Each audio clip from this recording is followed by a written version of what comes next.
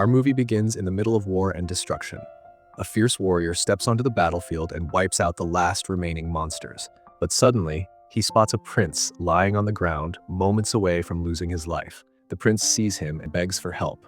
And when the warrior heads toward him, the prince relaxes, thinking he's been saved. The warrior reaches out his hand, but instead of helping him up, he flips him over and starts collecting the spoils of war from his pockets. He doesn't care whether the prince lives or dies. And not only that, he takes the amulet hanging on the prince's chest.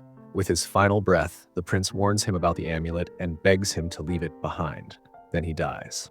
The warrior leaves the battlefield and enters the heart of the kingdom. Someone spots him and complains that winter is coming, his kids are starving, and men like the one standing before them get rich from war spoils while the poor have nothing to eat. The kingdom's sage looks at him from behind. When he realizes who the man is talking about, he interrupts him and warns him to stop and mind his own business. Then he explains that the man he insulted used to be a legendary warrior in the Queen's army, not some common soldier. No enemy ever survived his blade. He was the lone survivor of a massacre long ago, and since then he stopped serving anyone and kept to himself. Barely a handful of people even know his name. Before the gossiping man gets to ask, the amulet starts to glow. We learn that it is enchanted, and as long as it remains in his possession, it attracts monsters to him and reveals his location to them. A two-headed beast bursts through the tavern door and calls him by the name Deathstalker. The monster demands the amulet, claiming it belonged to Prince Haljan. Deathstalker responds coldly. He's never heard that name and doesn't know what the beast is talking about. The beast threatens to tear him apart piece by piece if he doesn't hand it over.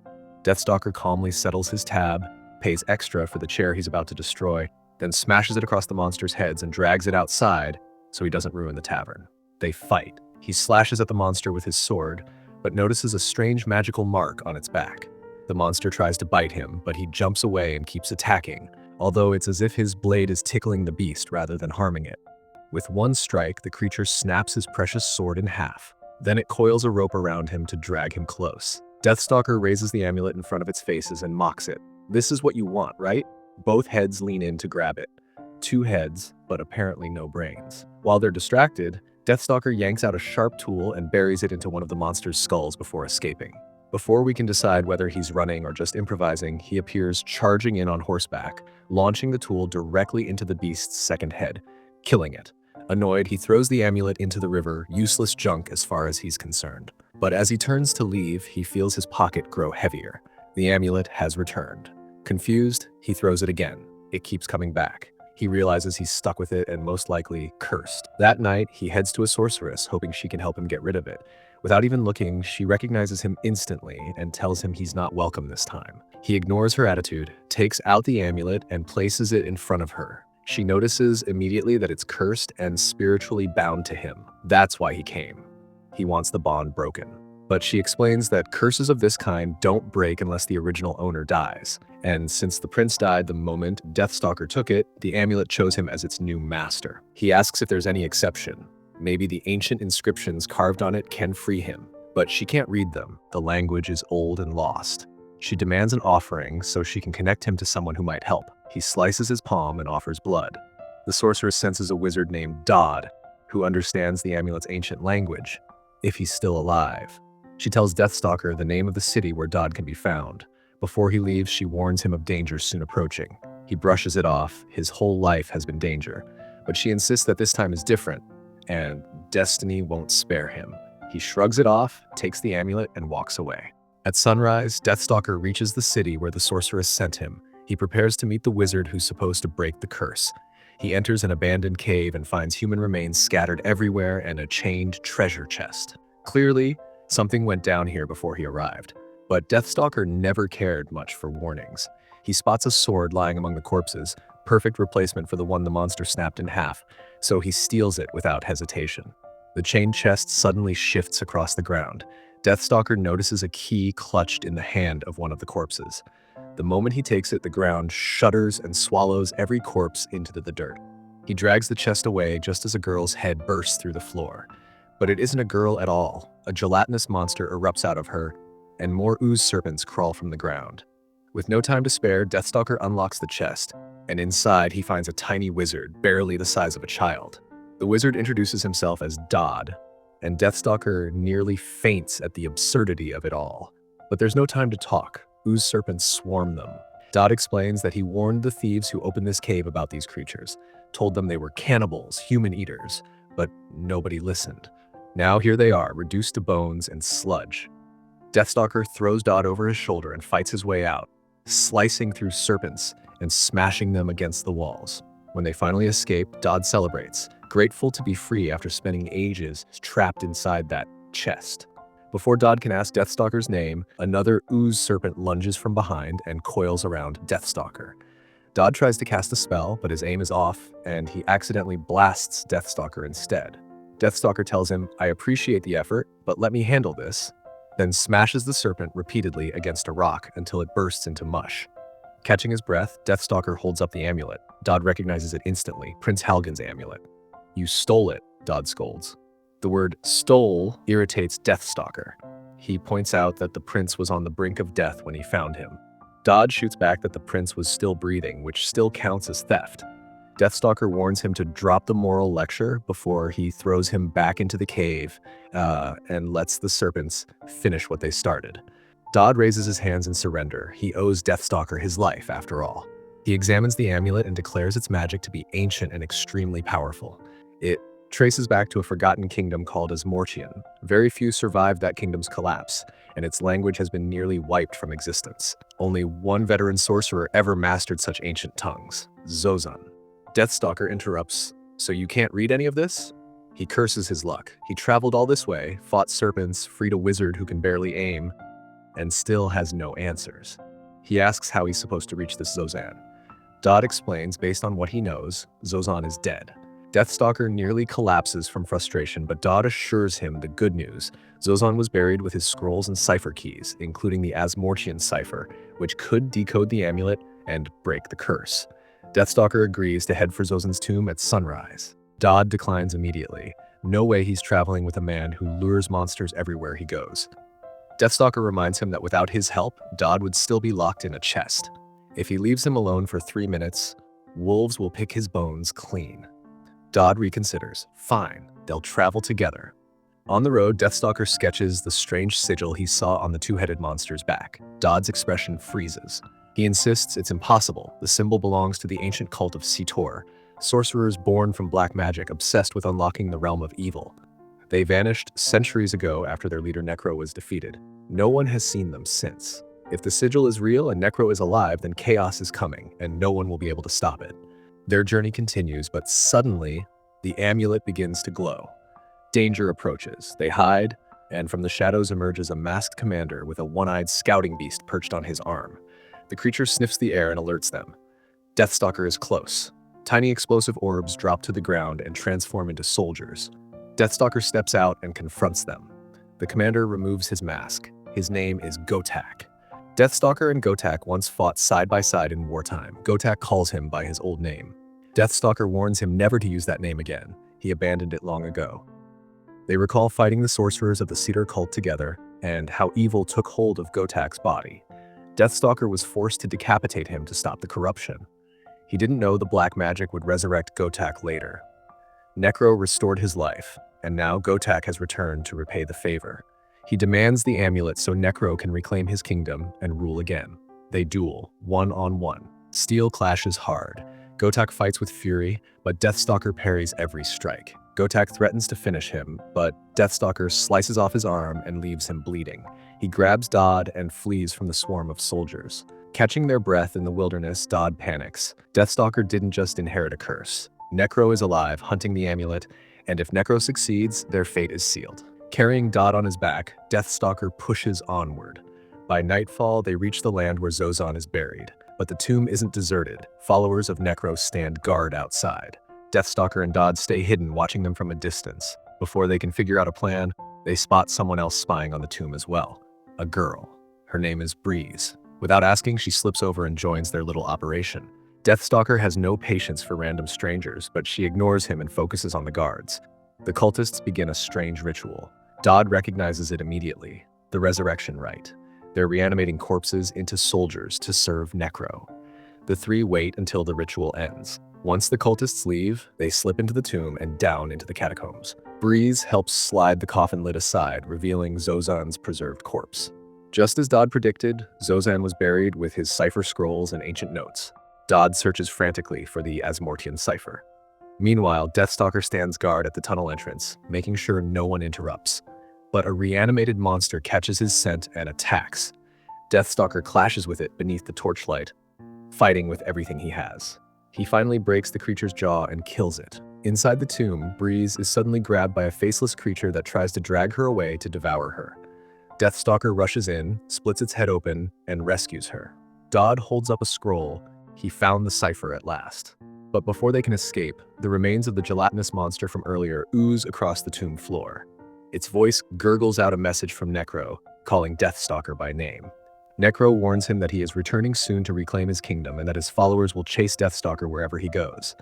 The amulet will not stay in his hands for long. Then the ooze creature collapses back into lifeless slime. Breeze spots a hidden exit tunnel and clears a path for them. They slip out before the remaining cult soldiers catch on. Outside, Deathstalker thanks Breeze for helping them. She proudly introduces herself as a thief. Deathstalker instinctively reaches for the cryptex scrolls, but Breeze reassures him. She's a retired thief. She doesn't need them, and they're useless to her anyway. They camp for the night to rest and plan their next step. But before dawn, Deathstalker wakes. The amulet is glowing again. He leaves the others sleeping and steps into the woods. He orders whatever creature is stalking him to show itself. A stone soldier, shaped like a mummy but armored in magic, charges at him with brutal force. Breeze appears in the nick of time, distracting the monster, leaping onto its shoulders and ripping out one of its eyes. The creature reels back, but before it can kill her, Deathstalker plunges his sword through its chest and finishes it. Breeze keeps the stone eye as a trophy. Back at Necro's citadel, Gotak awakens on a ritual altar. Necro mixes human flesh into a magical bowl and fuses the mixture into Gotak's severed arm.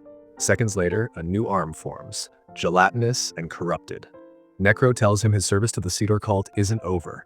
They will destroy Deathstalker together and reclaim the kingdom that once belonged to them.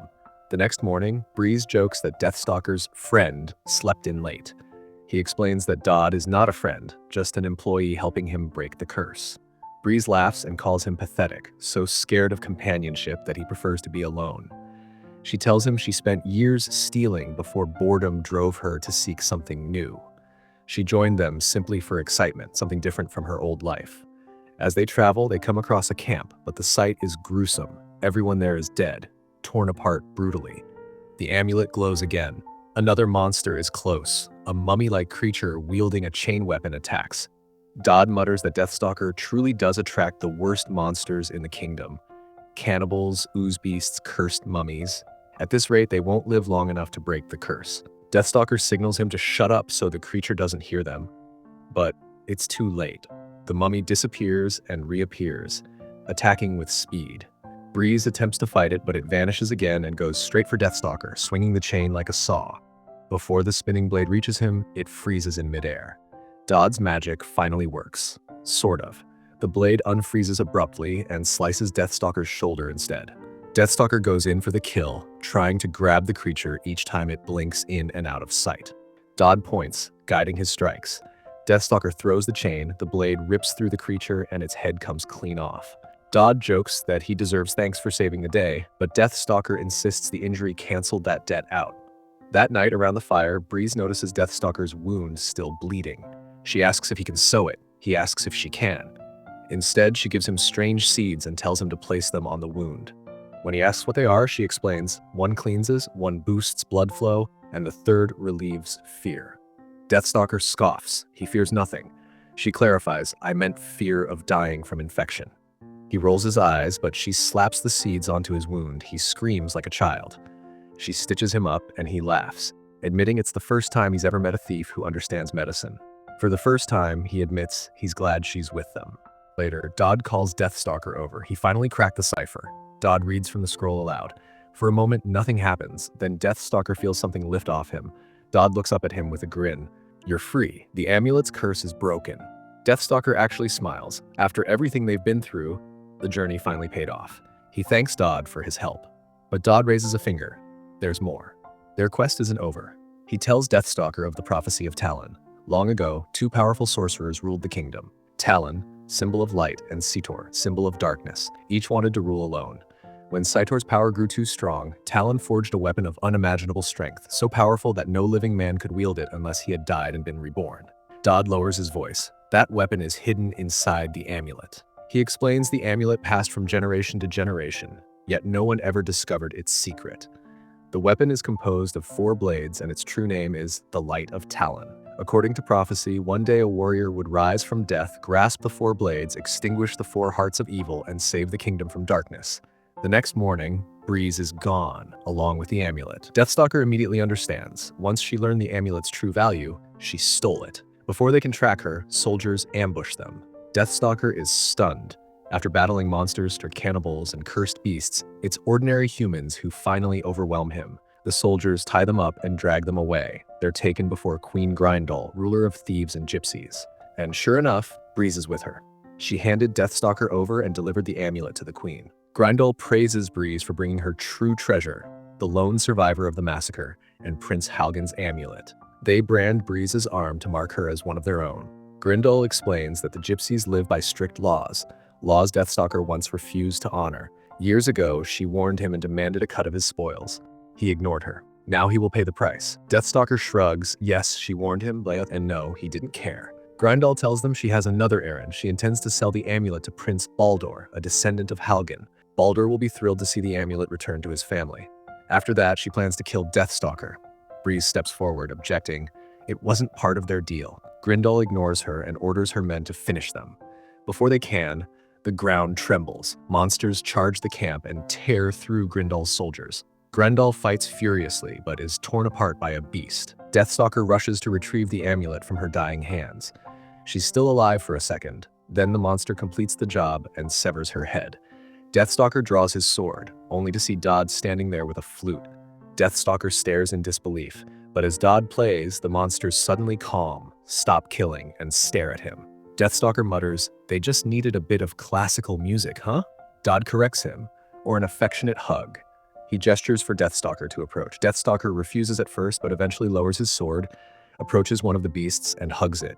The creatures relax completely. They're good monsters, peaceful, not corrupted. When the dust settles, Dodd tells Deathstalker they should deliver the amulet to the royal family. Grindal had promised them the amulet's arrival, and it's the safest place to unlock it and release the Light of Talon. Sure enough, the royal family awaits the moment eagerly. Prince Baldur stands there shivering, spoiled, and clueless, struggling to stand still in the cold. Deathstalker arrives with Dodd and the amulet. Baldur nearly faints from excitement. Deathstalker presents the amulet but says they didn't reach this point easily. They faced thieves, monsters, and worse. Baldur understands and signals his grandmother for payment. Deathstalker tosses him the amulet. He waits for his gold. Baldur tosses him a handful of pebbles instead. Deathstalker's expression freezes. Baldur cheerfully explains that they never intended to pay. The real reward is presenting the head of the legendary warrior Deathstalker to his grandmother. It'll make her very proud. Deathstalker sighs, "I've fought monsters and kings, but after all that, I'll die at the hands of you?" Before Baldur can respond, the cult's explosives hit the ground, transforming into soldiers again. Chaos erupts. Dodd destroys the scouting beast used by Gotak, but when they look up, Gotak himself stands among the soldiers. Deathstalker glares at him. Gotak warns that this is far from over. Deathstalker cracks his knuckles. He's had enough. They clash again. Gotak swings with his corrupted arm. Deathstalker dodges the cursed strikes as best he can. In the final exchange, Gotak drives his clawed hand deep into Deathstalker's chest. Deathstalker collapses. Breeze appears out of nowhere, stabbing Gotak again and again while apologizing to Deathstalker for betraying him earlier. But Gotak rises, grabs her by the throat, and demands to know who she is. Deathstalker, bleeding out, denies knowing her, to spare her life. Breeze misunderstands. She thinks he's still angry at her. Gotak lifts her to strangle her. Breeze pulls out the monster eye she stole earlier, the stone soldier's eye, and flashes it at him. The magic disrupts him, forcing him to release her. Deathstalker grabs his blade and lunges, but Gotak knocks him aside, plunging his corrupted arm straight into Deathstalker's heart. Deathstalker hits the ground, lifeless. Dodd and Breeze crumble beside him. Gotak laughs. The score is settled. He orders his men to bring Baldur forward. Baldur hands him the amulet instantly. Gotak thanks him and without hesitation, rips Baldur's intestines out through his mouth, killing him instantly. He announces to the cult that they march for Necro's fortress at once. The world will soon be theirs. The next morning, the peaceful monsters, the same ones who responded to Dodd's flute, find Deathstalker's corpse. They mourn over him, then carry his body away to their den. They wrap a thick vine around his heart. Suddenly, his heart begins to beat again. Life floods back into him. Deathstalker opens his eyes. He realizes the monsters saved him, and one of them gestures for him to follow. It tells him, without words, that Gotak was right. Dying changes a man. It opens his eyes to things he never saw before. Deathstalker clenches his jaw. I know what I have to do. I'm going to save my friends. The creature points toward the sky. Breeze and Dodd were taken a day ahead. To reach them in time, Deathstalker will need to fly. The monster offers him a small winged creature. Deathstalker nods in gratitude and takes off toward Necro's fortress. Inside the fortress, Dodd is chained and Breeze is dragged before Gotak. The amulet is handed over to Necro. Gotak steps close to Breeze and tells her the gods must be smiling. She was delivered to serve the Sitor cult. As he speaks, he brings forth a bowl filled with black magic. When she refuses to drink, Gotak forces the liquid into her mouth. The sorcery takes hold instantly. Necro lifts the amulet and announces that in the hands of an ordinary mortal it's useless. Only one whose life has been taken and returned can wield its power. Such a person could destroy the cult forever. Necro refuses to allow that fate. He throws the amulet into the bowl of black magic. Raising his voice, Necro declares that no one will ever stand in his way. A sound interrupts him, a roar from above. Everyone in the fortress looks up. Deathstalker dives through the air and lands among Necro's soldiers. Gasps ripple through the hall. He's alive. He cuts his way through the cultists, then frees Dodd from his restraints. I'll explain later, he says. Right now we save Breeze. They rush to her side. She's barely conscious, her skin pale, her breath shallow. Necro tells Deathstalker that he's too late. Breeze's soul has already crossed into the realm of Sitor. What stands before them is just an empty vessel. Deathstalker turns on Gotak. This ends tonight. Steel meets corrupted flesh. Deathstalker tries to sever Gotak's cursed arm, but the sword cannot cut through black magic. Dodd calls out Necro's name. Necro scoffs at him, mocking his childish magic. Dodd lifts his hands and summons a soldier from thin air. Necro summons his own. The two soldiers clash, each controlled like puppets from afar. While the duel of magic plays out, Deathstalker and Gotak collide again. Gotak knocks the sword from Deathstalker's grip and prepares to drive his staff through his chest. But Deathstalker grabs the staff mid-swing, breaks it in half, and steals one of the cult's black sorcery bombs. He shoves it straight into Gotak's mouth. Farewell. He kicks him back. Gotak explodes into flesh and ooze. From the remains, a sludge-like soldier forms. Gotak's final curse transformation. Deathstalker destroys it as well. Elsewhere in the hall, Necro's soldier crushes Dodd's. Necro grins. Dodd isn't defeated yet. He hurls magic at the ceiling and collapses a massive slab of stone directly onto Necro. At that exact moment, Breeze's body rises, transformed. A hulking demon stands before them, horns and sinew twisting beneath her skin. Necro emerges, celebrating the arrival of Sitor, the prophesied devourer. Sitor lurches forward and sinks its fangs into Necro, feeding on him. Deathstalker shouts to Dodd, "What now?" Dodd pales. Necro threw the amulet into the black magic. The prophecy is in motion, and if Sitor finishes feeding, we're all dead. Deathstalker's face hardens. He runs straight for the cauldron of magic. Sitor tears Necro apart behind him. Deathstalker plunges his bare hand into the swirling blackness. If the prophecy is true, then death and rebirth already marked him. The liquid erupts with golden light. Deathstalker pulls his hand free, holding the weapon prophesied in legend. The light of Talon. 4 blades, forged for a reborn warrior. Sitor turns toward him and charges. Deathstalker slashes through its chest, carving an opening. Dodd yells, "That's it! Finish it!" Deathstalker remembers Breeze telling him, "Everyone has a heart that's their own." Sitor snarls, multiple hearts pounding inside its twisted body. Deathstalker takes a guess, not 4, 3. He tears one blade from the weapon and drives it into the first heart, then the second, then the third. Sitor trembles, then collapses. The demon shell breaks apart. Breeze falls out, gasping for air, alive. They rush to her side. She breathes. Dodd asks, "How did you know it had 3 hearts, not 4? Deathstalker smirks. "Someone special once told me each person has one heart that matters, so I did the math." The next day, the 3 sit together beneath the morning sun. Dodd smiles. "You fulfilled the prophecy, you saved the kingdom." Breeze adds that Deathstalker could live in the palace now, rule even if he wanted. Deathstalker looks at them both, then at the legendary weapon. He quietly decides. He destroys it, the blades shatter, the light vanishes, no king will ever misuse it. No sorcerer will restore the darkness. He walks away, no longer cursed, no longer alone, but choosing the road anyway. Their adventure continues.